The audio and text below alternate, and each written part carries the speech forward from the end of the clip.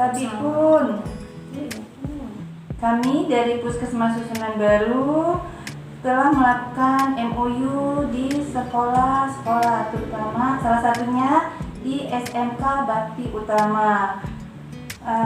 MOU yang kami lakukan antara lain tentang PHBS sekolah, yaitu perilaku hidup bersih di sekolah yang dilakukan berkala 3 bulan sekali selama 1 tahun 4 kali, yaitu pelayanan kesehatan di sekolah, UKS, dan melakukan pemantauan KTR, kawasan tanpa rokok di wilayah sekolah, dan melakukan penyuluhan tentang masalah-masalah remaja. Dan kami sudah membentuk kader remaja di sekolah Bakti Utama. Itulah antara lain MOU yang kami lakukan di sekolah Bakti Utama, dan rencananya materi yang akan kami sampaikan pada siang hari ini tentang masa pandemik ini ya, sudah tren ya, sudah tidak asing lagi tentang COVID. Nah, kita sudah memasuki fase new normal. Sekarang pada masa pandemik ini kita sudah masuk ke new normal ya, yaitu kebiasaan baru yang dilakukan di sekolah-sekolah dan melaksanakan protokol sekolah-sekolah, dan insya Allah akan disampaikan oleh Dr. Desi. Untuk Dr. Desi dipersilakan untuk menjabarkan tentang new normal di sekolah. Oke, terima kasih atas kesempatannya. Dari pihak sekolah, dari pihak Bakti Utama sudah meminta kami dari Puskesmas Susunan Baru untuk menyampaikan beberapa hal. Kita tahu sekarang ini mungkin kita semuanya berpikir bahwa masa COVID ini merupakan masa sulit ya.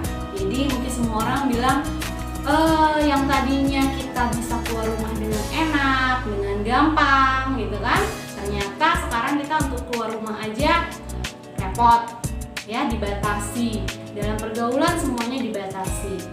Jadi saat ini saya akan memberikan materi tentang apa itu new normal ya. Jadi jangan sampai new normal menjadi kebablasan untuk kita bahwa semuanya serba normal ya. Jadi new normal itu adalah suatu kebiasaan baru ya. Kebiasaan apa? Kebiasaan perilaku kita ya, perilaku masyarakat untuk melakukan pola hidup yang berbeda dengan sebelumnya dalam rangka pencegahan dan juga penanggulangan COVID.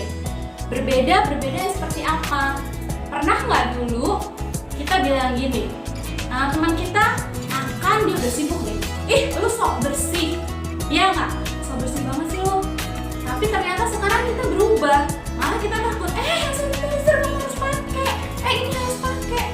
Nah itu salah satu sebenarnya yang kita bilang new normal ya. Artinya kita lebih apa ya, kalau kita bilang lebih care dengan diri kita sendiri ya. Kalau dulu kayaknya kita gampang tuh ya, wah cipika-cipiki segala macam. Nah kalau sekarang itu juga kita batasi karena adanya jaga jarak ya. Nah bagaimana new normal yang kita lakukan ya? Kalau untuk sekarang semua kegiatan kita harus melakukan dengan protokol kesehatan ya. Protokol kesehatan itu seperti apa? Protokol kesehatan itu yang pertama adalah kita jelas kemana-mana kita sekarang harus membawa masker.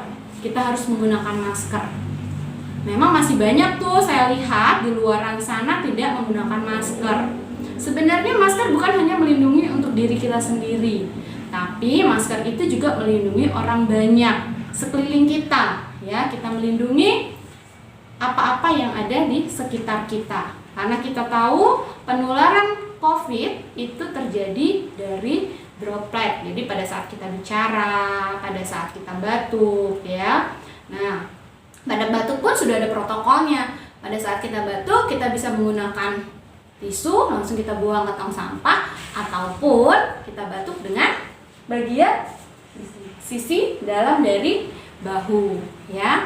Jadi yang pertama jangan lupa kita siapkan pada saat kita keluar rumah itu yang wajib ya, masker jangan lupa. Jadi Tidak hanya handphone aja yang kita lupa, yang harus kita bawa, ternyata masker juga harus kita bawa. Setelah itu hand sanitizer. Kalau bisa kita bawa tisu basah, tisu kering, ataupun juga sabun, ya. Sabun bisa kita gunakan juga kalau ada air, ya. Kita siapkan saja. Sampai kita keluar rumah, apa yang harus kita lakukan?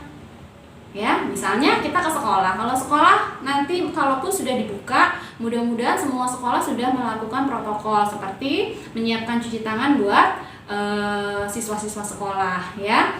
Terus diusahakan apa? Jaga jarak, ya. Jaga jarak. Pada saat kita bertemu dengan banyak orang, usahakan tidak salaman, tidak melakukan kontak fisik. Selain itu juga hindari kerumunan, ya. Masker tetap tidak boleh lepas, ya. Kalaupun ada face shield boleh dipakai juga dengan face shieldnya. Jadi kalau di luar rumah itu yang harus kita lakukan, ya. Setelah kita dari luar rumah, kalaupun kita tiba di rumah, itu pun kita sudah harus punya protokol untuk masuk ke dalam rumah. Kenapa? Supaya virus yang dari luar tidak masuk ke rumah kita, ya.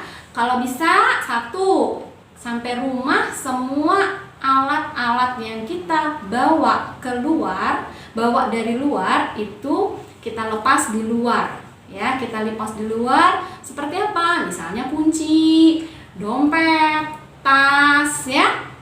Itu. Kalaupun kita habis belanja, biasanya sih banyak struk-struk itu juga bisa kita langsung buang deh, ya. Di situ kita lakukan desinfektan. Ya, kita lakukan desinfektan. Jadi usahakan jangan sampai masuk rumah, ya. Jadi tidak ada kuman yang masuk rumah. Setelah itu kita masuk dengan melepaskan alas kaki. Masuk tanpa alas kaki langsung ke kamar mandi, ya. Kalau di luar ada cuci tangan, kita sebaiknya cuci tangan dulu deh, ya. Baru masuk langsung ke mandi untuk mandi, ya. Jadi sampai rumah itu wajib untuk mandi, ya, sebelum kita kontak dengan orang-orang yang ada di rumah. Apalagi kalau dulu kita datang, kita langsung duduk di sofa, kita malah langsung tidur, ya. Kalau sekarang dalam era new normal ini kita usahakan harus mandi, mengganti semua baju,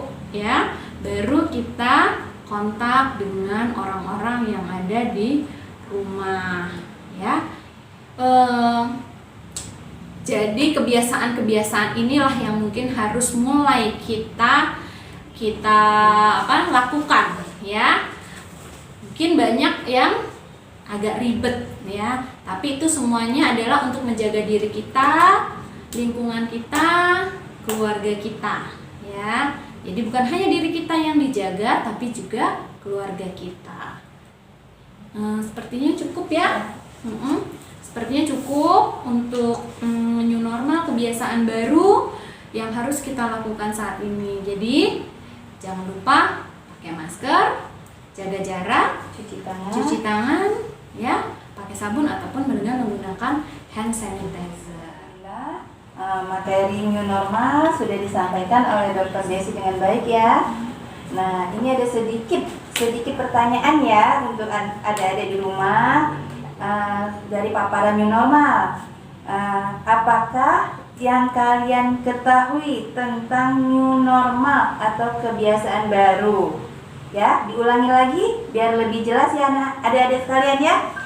Apakah yang Anda ketahui tentang new normal atau kebiasaan baru? Ya, 2, sebutkan kebiasaan baru yang dilakukan saat keluar rumah dan saat tiba di rumah. Ibu ulangi lagi, ya, biar adik-adik sekalian jelas, ya. Sebutkan kebiasaan baru yang dilakukan saat keluar rumah dan saat tiba di dalam rumah, ya. Nah, untuk Dr. Desi dipersilakan. Oke, tadi itu pertanyaannya. Mudah-mudahan siswa-siswa semua tadi sudah menyimak apa yang saya paparkan, ya, walaupun cuma sedikit tadi, ya. Jadi itu pertanyaannya. Tadi sudah jelas pertanyaannya. Dijawab nanti untuk jawaban yang paling baik atau paling benar itu akan mendapat reward ya. Terus nanti dikirim ke admin sekolah ya. Nanti sama siswa semua boleh jawaban yang tadi itu dikirim ke admin sekolah, insya Allah dapat reward dari sekolah ya. Oke, Mbak Cit. Sekarang Ibu akan membahas tentang PHBS sekolah ya. Sudah tidak asing lagi ya, sudah sering ya Ibu ke sekolah, memeriksa sekolah. Dan hampir 3 bulan sekali saya melakukan PHBS sekolah. Alhamdulillah di sekolah bakti utama ini sudah 75% sudah memenuhi syarat ya, sudah baik. Sudah ada tempat cuci tangan, jajan kantinnya sudah ada. Nah, tempat buang sampah sudah ada, pemberantas jentik di kamar mandi dan saya periksa hampir 3 bulan sekali sudah dilakukan ya. Bak kamar mandinya dibersihkan hampir setiap hari oleh petugas kebersihannya ya di sekolahan. Sudah WC-nya sudah ada tempat buang air besar dengan bagus, dengan baik, dengan seperti tank yang memenuhi syarat. Pengukuran tinggi badan, berat badan dilakukan setahun sekali ya. Kalau itu sedangkan dianjurkan 3 bulan sekali apa 6 bulan sekali. Nah, dilakukan pengukuran pada anak-anak sekolah, tinggi badannya, berat badannya biar mengetahui indeks tubuhnya ya. Sudah itu tidak merokok di lingkungan sekolah. Nah, alhamdulillah sudah ada brosur kawasan bebas merokok. Nah, diharapkan anak-anak tidak ada lagi yang merokok di sekolah ya, karena sekolah kita sudah bebas rokok. Tidak ada lagi siswa-siswanya, guru-gurunya merokok di daerah sekolah, di lingkungan sekolah. Melakukan olahraga secara rutin dan alhamdulillah pelajaran kita hampir setiap minggu ada pelajaran olahraga ya. Nah, itu saja yang bisa Ibu sampaikan tentang PHBS sekolah. Lebih dan kurangnya Ibu mohon maaf. Kami dari Puskesmas Susunan Baru berdua Dr. Desi ada tutur kata yang kurang baik, materinya terlalu cepat, kurang pas, mohon dimaafkan ya. Kami berdua tutup kegiatan ini dengan wallahul muwaffiq ila aqwamit thoriq. Assalamualaikum warahmatullahi wabarakatuh.